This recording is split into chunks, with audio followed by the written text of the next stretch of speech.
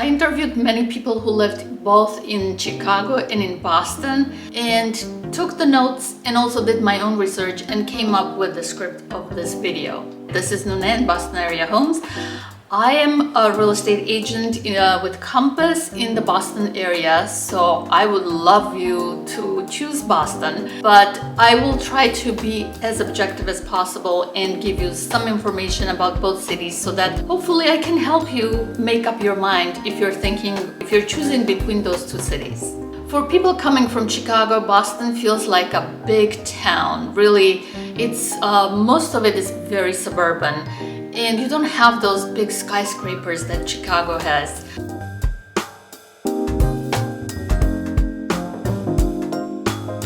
Well, let's start with the differences, the size. You'll find a major difference between the geographic size as well as the population. Boston is home to 695,000 people within 90 square miles, adding to about 7,732 people per square mile. While Chicago houses a massive population of 2.7 million across 234 square miles, meaning that they have 11,581 people per square mile. That's a very densely populated city. After all, Chicago is the third most populous city in US after New York and Los Angeles. So that's reason number one to move to Boston instead of Chicago. It's less crowded. Well, let's talk about weather. So Chicago and Boston, usually the degree difference is not that much. In the winter, it's 2 to 5 degrees difference, but the wind is very, very brutal and very cold. Plus, Chicago winters go longer. They can be like cold throughout 6 months with no break. And in Boston, you can have some days that are like 50 degrees or some days like 70 degrees. In Boston, you have more precipitation, be it rain or be it snow. Chicago has less precipitation. And when it comes to summer in Chicago, the summers seem to be heavier and more comfortable than Boston summers. Let's talk about outdoor recreation and how you can do a getaway. Let's say you want to go for a weekend. You don't want to travel too far, or you want to do a day trip in the summer. Well, that's very easy to do in Boston because you have Gloucester, you have Rockport, you have Cape Cod, you have Martha's Vineyard, you have Newburyport. You have so many places that are very close to Boston where you can spend a weekend or even a day.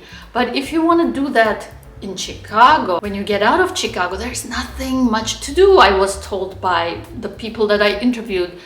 And you have to travel far to get to anything interesting. If you want to go to do a skiing trip or a winter trip, that's very easy in Boston because you have Vermont, you have Maine, you have New Hampshire that are 1, 2, 3 hours away. It doesn't necessarily translate in Chicago. You don't have so many wonderful hills. It's usually flat. Well, what if you want to travel to Europe or you want to travel to another major city? Maybe you want to be a tourist for a few days and travel to another major city. Well, it's very easy to do in Boston because you can fly to Philadelphia, you can fly to New York or Washington, D.C. for work or for pleasure in 90 minutes with no stops. And the tickets are cheaper, but if you want to go from Chicago, it's very far to get to another major city. When it comes to Europe, it's easy and cheaper to fly from Boston to London, Paris, any of the European cities. Well, when it comes to nightlife, Chicago is the winner because in Boston, everything closes at 2 a.m. In Chicago, it goes to 4 or 5 a.m. There are so many bars, there are so many restaurants. And let's talk about food. Chicago is a food heaven. There are so many interesting restaurants and so many different choices, so many ethnic cuisines. Boston is quickly catching up. It's getting better, but it's not there yet. Now, have you lived in Boston and Chicago? Can you add to my list? It's not the most extensive list, so I would love to hear your comments on that.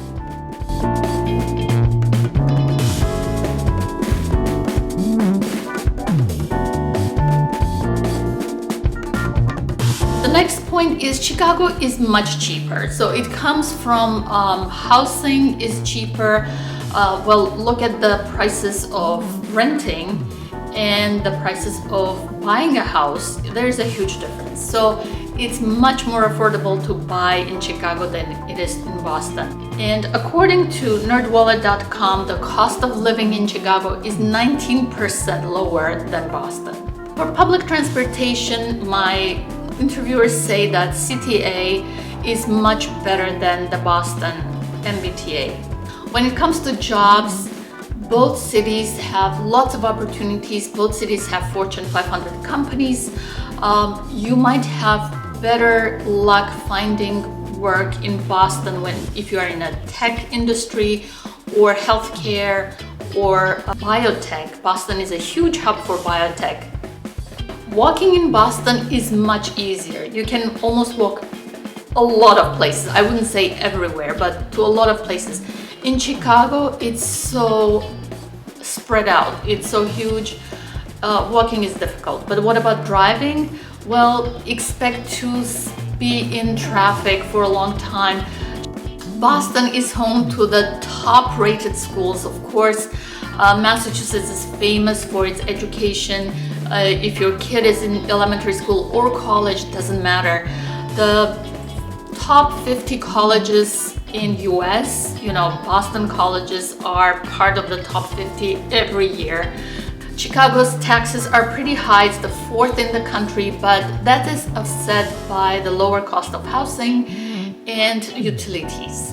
Well, despite all the differences I mentioned, there are a lot of similarities between Chicago and Boston. They both have this neighborhoody feel, so every neighborhood has its own feel and very different. Both cities have hardworking, earthy people. Both cities are very historic. Both cities are on water. Chicago is on Great Lakes and Boston is on the ocean. Both cities have very devoted sports fans. Watch my video about Boston and New York City, and I have to tell you, New York City residents have wrote some very angry comments like, you cannot compare New York City to Boston.